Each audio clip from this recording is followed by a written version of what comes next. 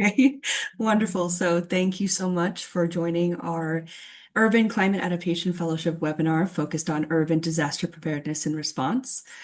My name is Candace Holbert, and I am the program manager for the AI Leaf Institute. That's an acronym for Land, Economy, Agriculture, and Forestry.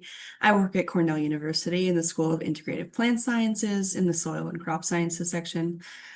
As a program manager for AI Leaf, I support the coordination of research and education and workforce development. I also work for the Cornell Climate Smart Farming Program, developing education about climate smart agriculture for farmers and other stakeholders. In the fall, I will also be starting my PhD in soil and crop sciences, coordinated with my existing role as a program manager. But before starting this work, I worked as an assistant program coordinator for the Weather Ready Farms program at the University of Nebraska Extension. Weather Ready Farms is an on-farm disaster education program for farmers, and I worked with a pilot cohort of 9 farmers in Nebraska, helping them create more weather-ready and disaster-prepared farms.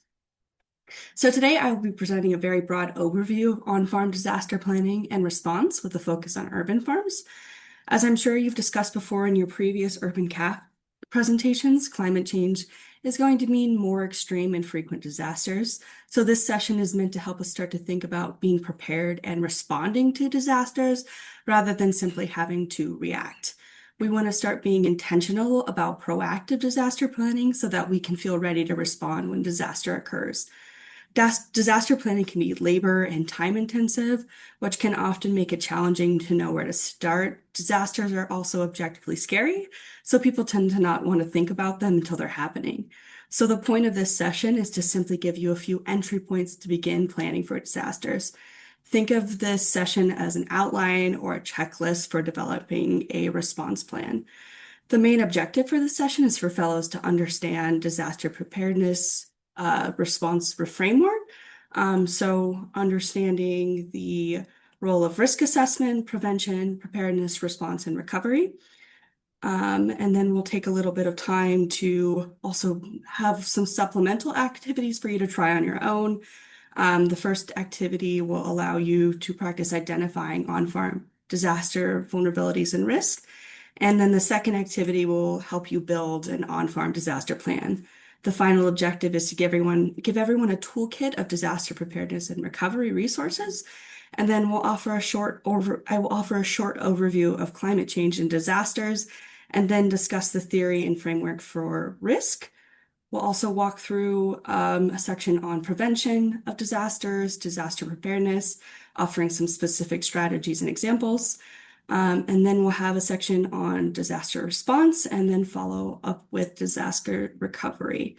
So again, this presentation is set up to serve as a guide for developing a disaster plan for your farm. We'll be dividing this presentation into 5 sections that could reflect a real sections on your on-farm disaster plan that you could also include into a larger climate adaptation plan. Section 1 is related to risk assessment. Section 2 is disaster prevention. Section 3 is about disaster preparedness, and Section 4 is about response. And then finally, Section 5 will cover how to recover after disasters. So before getting started on building a disaster plan, I'll be discussing an overview of disasters, the relationship between climate change and disasters, and the costs associated with those disasters, and then the specific disasters that are affecting urban farms. So the National Oceanic and Atmospheric Administration, NOAA, has been documenting natural disasters with the financial impacts of these disasters. So this graph shows an increase in the frequency and cost of disasters in the US since the 1980s to the present. And you can see that around the 2000s, we've been experiencing more frequent, damaging, and costly disasters. So from 1980 to 2024, there have been about 403 confirmed weather and related disaster events, with losses exceeding $1 billion each. The total cost of these 403 events have exceeded 2.9 trillion. And note that this data does not include all disaster costs, and that it stops in 2024, so we don't have the most recent years to account for these losses. So we can attribute these disasters to climate change, which is increasing the magnitude and frequency of disasters, but also causing disasters in new locations and different times of the year. For example, the length of the hurricane season has lengthened due to warmer coastal waters. And at the same time, we're experiencing them in new locations. So, Hurricane Helene in 2024, which caused extreme flooding in rural parts of Appalachia and North Carolina, is an example of disasters impacting new areas. Specifically, when we're looking at urban agriculture, we're also seeing new weather extremes and disasters. For example, powerful hurricanes like Ida and Sandy brought extreme rainfall in 24 to 48-hour periods that caused extreme flash flooding, that caused crop and livestock loss, damaged buildings and farm equipment, and increased insurance premiums for urban farms in New York City. Hail has also been a problem for urban farms and has led to crop damage and loss, as well as high winds and heat waves, which are also impacting worker safety and crop production. Additionally, we're seeing the threat of saltwater intrusion from hurricanes and sea level rise, which can contaminate soils and reduce crop growth. Extreme urban flooding has also impacted urban sewer systems, which also contaminates soils and impacts crops, but it's also spreading disease in humans and livestock. Other potential disasters we've seen are drought and heat waves. There's also the potential for cold snaps and snowstorms, and changes in growing seasons that cause crop damage and damage to infrastructure.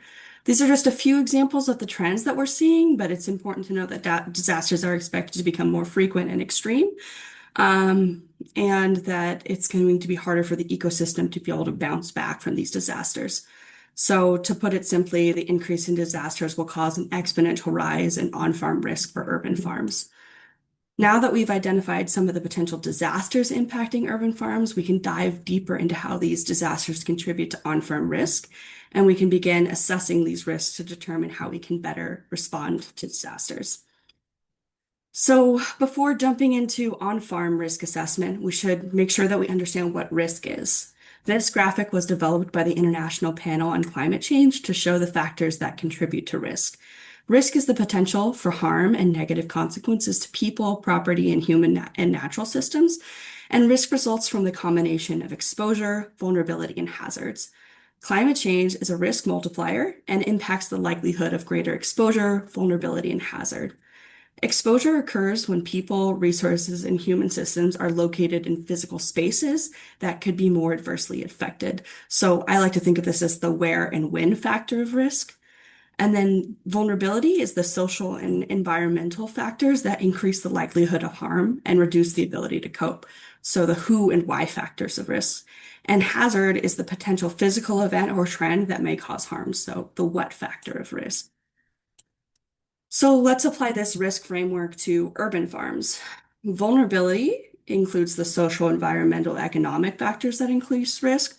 So social vulnerability factors could include a dependence on municipal infrastructure, such as a dependence on city water, leaving farms more vulnerable to disruptions from disasters. Another social vulnerability is not having hazard-proof infrastructure. For example, many rooftop farms often lack storm shelters, while community gardens may have weak fencing, drainage, or storage problems. Financial vulnerability is also an issue with farmers, as some farmers have potentially a lack of financial buffers. So many farmers are operating on very tight budgets without insurance or emergency funds, which can also make them more vulnerable. Exposure relates to the location of something and how that increases risk. So, community farms and gardens in flood-prone neighborhoods are more exposed to disasters because of their location. Rooftop farms are also more directly exposed to heat, wind, and hail because of their location. Hazards can also be weather-related and man-made events, like workplace accidents and infrastructure collapse. And we've already talked about a few of these hazards, such as coastal flooding, heat waves, hail, sea level rise, cold snaps, and late frosts. So a very helpful resource for understanding risks. So NOAA also developed a risk map to show the risk related to different disasters. So if we look at a map of New York City, we can see that certain areas of the city are more at risk because of their exposure of vulnerability and hazards.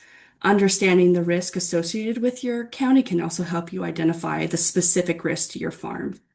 Understanding the factors that contribute to risk also help us develop disaster preparedness strategies and plans that can potentially reduce the impacts of disasters or prevent disasters from occurring at all. So there is an activity that goes along with this, but since we have kind of a smaller group that is attending, we'll just have this as a resource.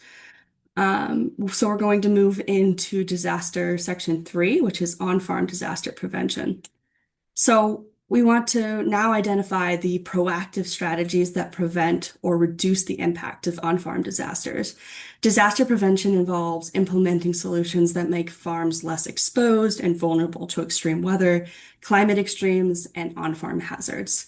The Ready Ag Workbook from Penn State Extension is designed to help farms and ranchers be able to better be prepared for disasters and catastrophic events that can occur on their farm or ranch. It provides disaster planning worksheets based on the commodities that you produce. So we're going to walk through that workbook together and think about ways that we can prevent disasters. Essentially, the workbook is a long checklist and it asks you questions about disaster preparedness, and then you can check a box that says yes or no. So the Ready Ag Workbook also includes sections on facilities and infrastructure preparedness, safe storage, biosecurity, farm security and visitors and hazards signage and restricted access.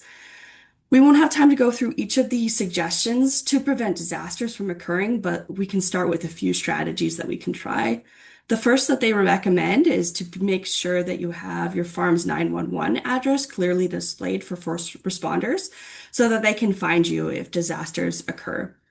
So that means keeping your 911 address free of debris and making the address clear from both directions.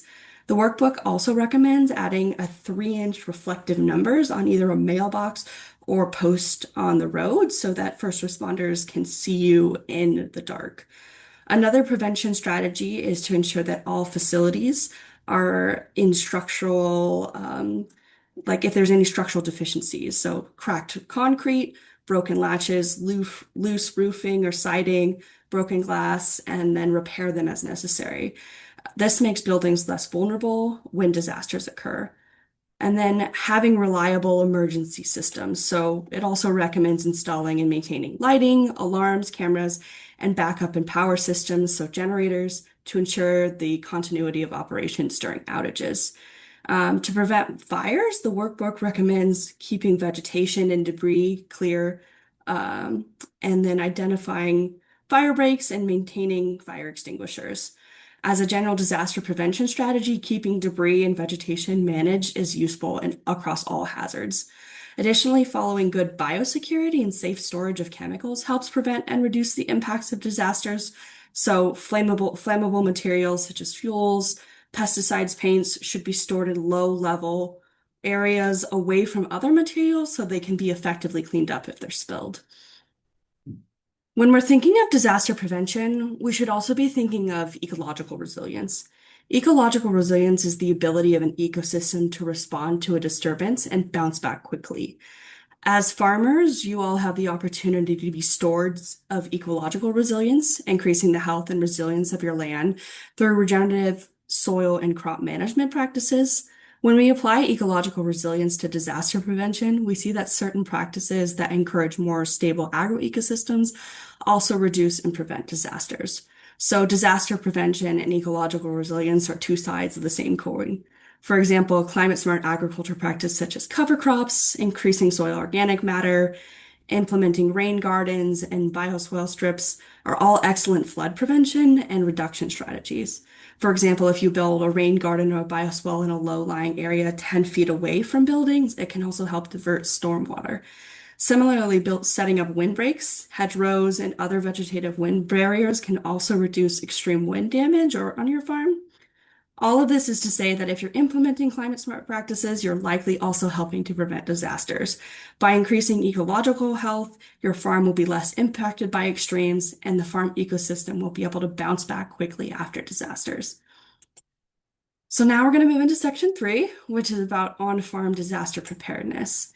In this section, we'll talk about education, training, and planning that improve the ability of individuals in the community to respond during and immediately after a disaster.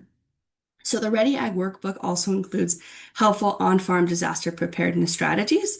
I'm only highlighting a few here. but we'll start with communication and documentation. So to prepare for disasters, it's helpful to keep a list of phone numbers for fire, police, utilities, suppliers, and veterinarians, keeping that up to date and posting that somewhere visible. The workbook also suggests having a farm plan that highlights hazards, so fuel storage, chemicals, utilities, and evacuation routes, and then sharing them with emergency first responders. They also recommend having backup records, so storing personal and critical farm records on secure cloud sites like Dropbox and Google Drive. Now, let's think about resource and supply redundancy. In disaster planning, there's a saying that two is one and one is none. So in disasters, redundancy can protect your life and property. You should have a supply of emergency food and water, not just for yourself, but for any livestock. The guide recommends a supply of 3 days for emergency food and feed. We also want to think of backup energy and backup power. So generators and emergency lighting. You should also do a routine check of your fire extinguishers, first aid kits available in each room, alarms and security systems, making sure that those are working, and most importantly, that everyone knows where these supplies are. And then a very quick note on insurance, um, that you should be checking the insurance policies on an annual basis or sooner if there's significant damages or changes made to structures, livestock, crops, land, equipment, liability, or when there's business entity changes. And you should be talking to an agent about the specific disasters that your policy covers.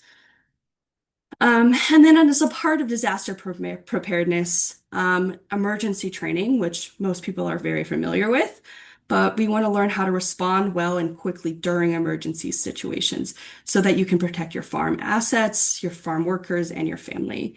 Mock drills for fires and other emergencies on your farm can help you better identify how to quickly respond during disasters, as well as regular training on workplace safety, biosecurity, and cybersecurity are also important for disaster preparedness. Then your disaster plan. The disaster plan is your roadmap for disaster preparedness. You can have a very complex disaster plan or something very simple. Your disaster plan, you can start small and it being something that you're constantly updating. It shouldn't be something that you make once and never look at again. Your disaster plan should be a living document. I'm including a very basic outline for an emergency plan, but you can also take a look at the Ready Ag workbook while you're developing your plan to pull in different components from that workbook as well. This is something that you can start as a Word document and then print out as a reference. So a disaster plan could include the emergency contacts and communication, farm maps and facility information, resources for supply and contingency planning. So contingency planning is essentially if X happens, we will do Y to ensure operations continue. So, for example, if our feed supply chain is broken, we will find another alternative source of feed. You can also have a section on power and utilities continuity, evacuation, shelter in place, and safety protocols, security and biosecurity, records and documentation, training, drills, and review. And you can also include an on-farm risk assessment, an estate succession plan, a continuity of operations plan, and also including a community emergency plan. So here I've included a New York City hazard mitigation plan as an example of a community disaster plan. And adding a PDF of your community's disaster plan can also be useful if for some reason communication fails. Most first responders are following that community disaster plan, so it can also be a helpful resource. So now we're going to talk about what happens when disasters occur. So on-farm disaster response section is going to focus on how to stay calm under pressure and how to react quickly. So disaster response occurs in the immediate aftermath of a disaster and involves saving lives, searching for missing people, protecting livestock, ensuring access to food and water, and limiting property damage. During crisis, it's extremely common that people become disoriented, especially if the hazard is new or it's a compound event that you hadn't planned for, such as flooding that leads to infrastructure collapse and power outages. When we're thinking about how to respond effectively during a disaster, we should turn to the key goals of disaster response. In 2009, Amanda Ripley, who's a journalist, wrote the book The Unthinkable: Who Survives When Disaster Strikes and Why. And the book explores the psychology and behavior of people during times of crisis, such as natural disasters and terrorist attacks, and examine what factors influences who survives and who doesn't. And in her research, Ripley concluded that in disaster situations, people typically respond in three stages: denial, deliberation, and then the decisive moment. Ripley explains that most people in disaster situations get stuck in the denial stage, and they're in such disbelief that they cannot respond. And then a small number of people move from denial to the deliberation stage. And in the deliberation stage is when you begin to weigh your options and strategize on how you could react. And this stage can also trap people when they take too long to decide how to react. An even smaller group of people move into the decisive moment, that a person decides to act quickly and effectively. The more quickly we can enter the decisive moment, the better chance we have to have safety, protection of assets, and survival. Having a plan and practicing how you will respond before a disaster can help you reach the decisive moment more quickly. So during disasters, it's imperative to be calm, be alert, and be decisive. It's also no secret that farmers carry a lot of stress. You've probably heard a lot about stress management for health reasons, but it's also important in the context of disaster response. When we think about staying calm under pressure during disaster response, we should be thinking of holistic self-care and consistent stress management.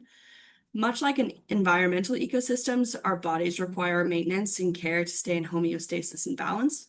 A healthy ecosystem can bounce back quickly, but an unhealthy system has a more challenging time responding and recovering from disturbances. When we don't tend to our internal ecosystem, we become less able to adapt and respond to stressful situations.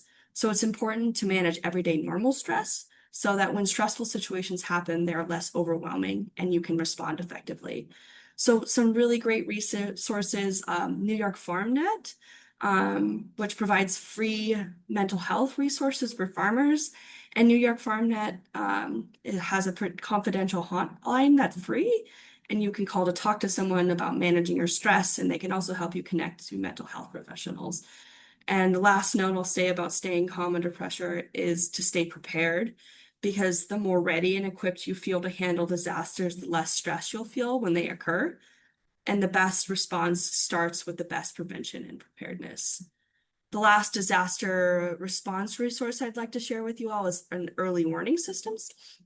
So most smartphones are already equipped with multiple alert systems, but it's helpful to know where to turn to for updated disaster information. So the National Weather System's Emergency Alert System is a great place to start to look for extreme weather updates. For more specific data, New York State Mesonet is also really helpful. And then NUAA's Network of Environment and Weather Applications at Cornell also has weather station data. And it's an excellent resource if you're interested in setting up a weather station on your farm. And so you should reach out to an extension educator if you're interested in setting up a weather station. So finally, let's talk about disaster recovery. So what can farmers do after an on-farm disaster? After the immediate damage is over, how can you assess damage and begin cleanup and repair? So my recommendation is start with Eden, the Extension Disaster Education Network. Eden is a collaboratively run multi-state effort by cooperative extension services across the U.S. to improve the delivery and services to citizens affected by disasters. So Eden's mission is to reduce the impact of disasters through research-based education. They have a lot of farm and commodity-specific disaster recovery resources for hurricanes, hail, fire, really just a ton of resources on the Eden website. So Eden is a good name to remember for disasters. You should also, after a disaster, do a damage assessment and document everything for an insurance agent or a farm service agency rep or an extension educator. Take photos of damaged fields for visual documentation and try to estimate crop value and degrees of loss. Then you should contact your FSA office and your insurance representation to file crop loss reports or insurance claims. I also want to point out that there is funding available for on-farm disaster recovery. The USDA has farm disaster loans, funding for farmland crop damage, and livestock assistance. So the USDA has this disaster assistance recovery tool that will help you find which disaster recovery funding you should pursue, and if you're qualified for it. So it asks you a series of questions about your operation, the type of disaster you experienced, and the damage that the disaster caused, and then it directs you to what funding would be the most relevant for you.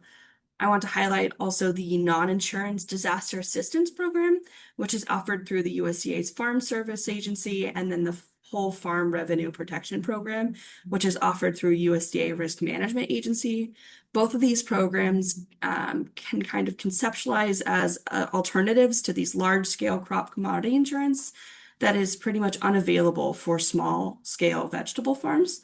So I'll talk a little bit about both of these. So the NAP provides the financial assistance for producers of non-insured crops when low yields, loss of inventory, or prevented planning occurs due to natural disasters. So the eligible or non-insured crop includes agriculture commodities not covered by federal crop insurance. So one note on this is that producers must be enrolled in the program or have purchased the coverage eligible for the crop year in which the loss occurred to receive those program benefits. And then the whole farm revenue protection program provides a risk management safety net for all commodities on the farm under one insurance policy and is available for all counties national. It's for farms with specialty or organic commodities, so both livestock and crops, or those marketing to local, regional, farm identity preserved, specialty, or direct markets. So, with that, we have some example activities that we can run through, but these are the end of my slides.